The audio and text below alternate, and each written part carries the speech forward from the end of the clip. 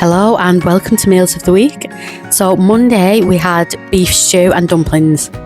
So I just started by cutting up some carrots, onions, some garlic, celery, peas, potatoes and some stewing beef. And then I had some rosemary, thyme, salt, pepper and a little bit of vegetable stock, I think it was.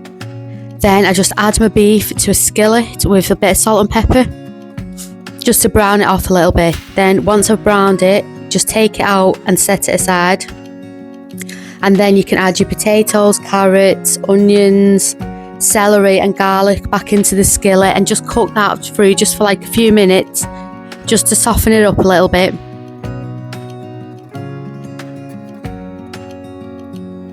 Then you can add your flour, and this is just so it's not too watery, your stew. It'll just like thicken your stew up a little bit.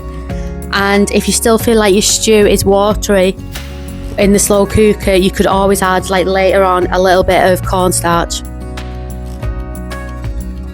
Then you can just add it into your slow cooker with your seasonings. And then I added some beef stock. Just give it a good stir, and then I just put the lid on and let it cook. I think it was about 6 hours that I let it cook for on high. Also, I added some tomato paste, so I put a little bit of tomato puree in as well, and then started to make the dumplings. So I just mixed some butter, milk and self-raising flour. Yeah, so when you're mixing it, just make sure that you don't over mix it too much. And also when I put it in, I just get like a spoon and then just get the back of another spoon and then like kind of just drop it into the stew. I don't roll it into a ball because it never seems to cook properly when I do that. And this is it when it's all plated up. So it's a really nice tea. I love this. It's one of my favourite teas in the winter. I love it so much with dumplings and with chicken stew as well. They're really, really nice. So for Tuesday's tea, we had sausage mash and gravy.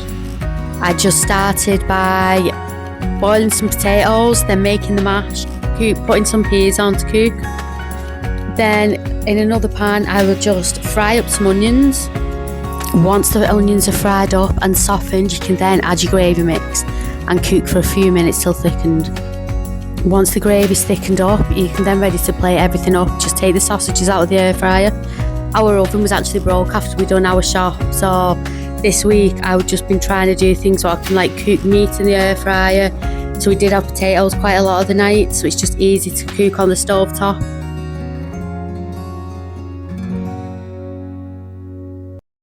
So that was mine and Dave's, and then the children, they didn't want mash, so the children just had sausage, chips and peas. And then my other older son, I didn't show his, but he just had pasta. So for Wednesday's tea, we had chicken pizzas with green beans and mash.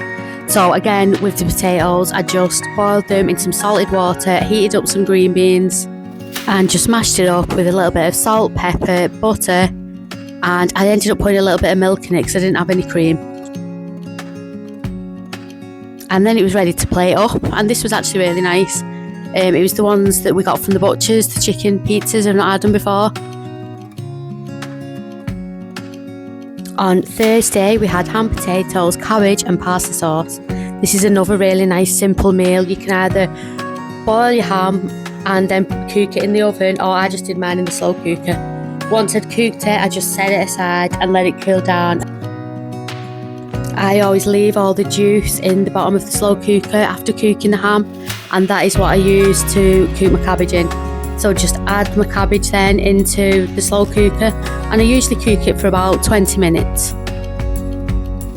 I then boil my potatoes in some salted water. Sometimes I do it with mash, but we didn't have it with mash this time. Once your potatoes are cooking, you can do your parsley sauce. So you can either make it yourself or you can just get a packet one. Once the potatoes are ready in the parsley sauce, you can just slice up your ham and plate it up. I always put a load of butter on the potatoes first and then pour the parsley sauce on, and this is such a nice meal. Really, really nice, especially coming into the colder months now. On Friday we had spaghetti bolognese. So I just started by putting all my vegetables, onions, mushrooms, celery, garlic and carrots into the blender. Then I just brown the mincemeat up in the pan and drain it off if you need to and set it aside.